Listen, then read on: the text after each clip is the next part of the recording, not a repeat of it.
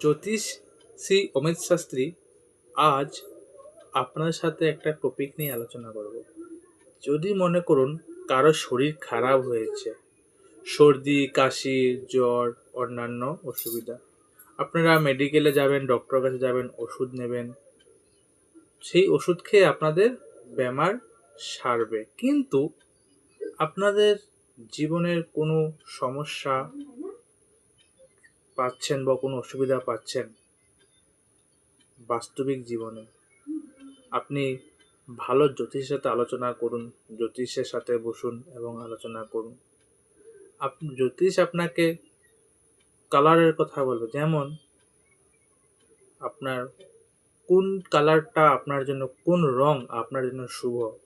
7 রঙে রামধনু, 7 রং নিয়ে আমাদের জীবন।